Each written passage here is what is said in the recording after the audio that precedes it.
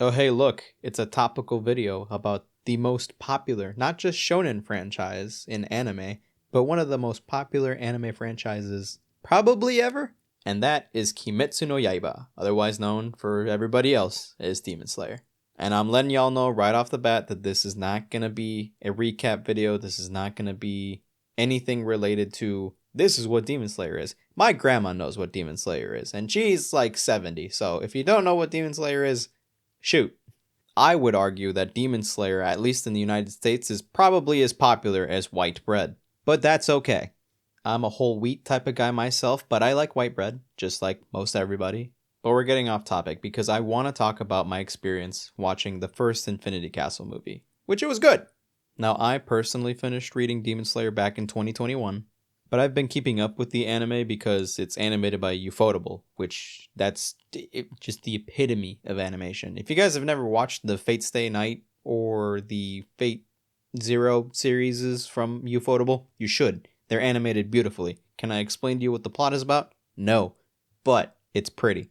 And Ufotable has done a great job with the animation throughout all of Demon Slayer.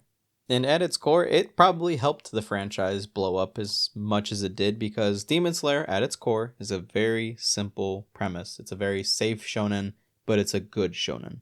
And the Infinity Castle arc is honestly my favorite arc in the entire series. So I was really excited to go watch this movie with a couple of my friends. And now that I've seen the movie, I can honestly say with full certainty it was really good. I think I prefer Mugen Train better, but I believe that that's not because of the quality of the movie itself. I enjoyed Mugen Train because I didn't know what was going on. But after I watched Mugen Train, that's when I sped up and read through all of the manga. So there was no plot points that wowed me in this movie because I already knew what was going to happen. What did wow me was how well everybody did performance-wise. In particular, I want to talk about Mamoru Miyano, who has been in a lot of things, but I recognize him most from his work as Light Yagami.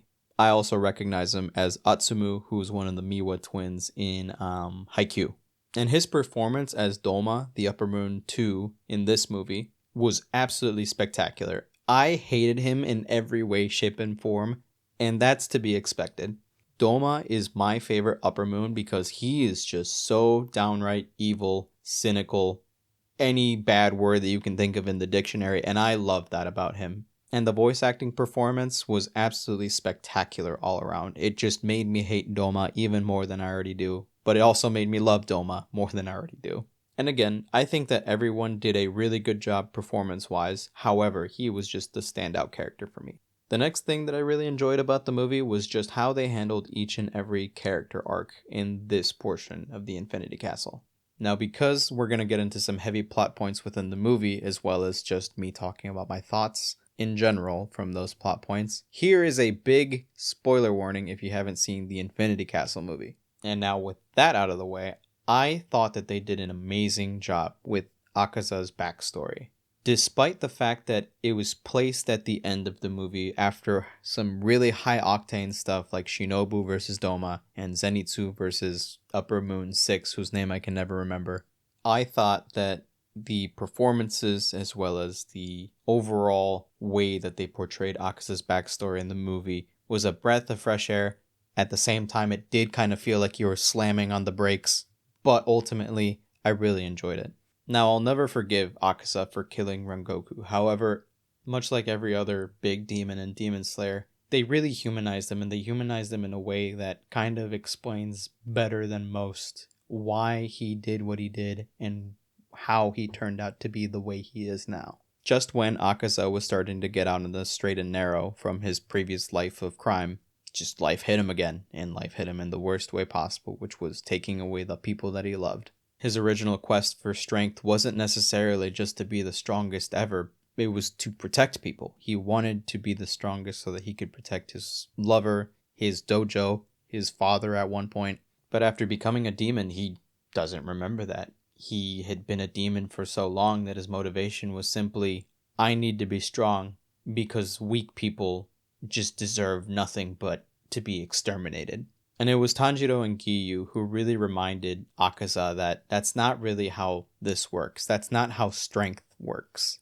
Now, honestly, even when I was reading the manga, I thought that Akaza was going to win that fight. However, Tanjiro and Giyu have plot armor. You can't just get rid of two of the main characters. Well, Giyu's a side character. You can't get rid of people like them right before or right in the final arc. So seeing Akaza lose or seeing Akaza not necessarily get a chance to redeem himself by like fighting Muzan or something like that always kind of left a bitter taste in my mouth. However, it is what it is. He's still a good character. And the fight scene was absolutely amazing. It was fantastic.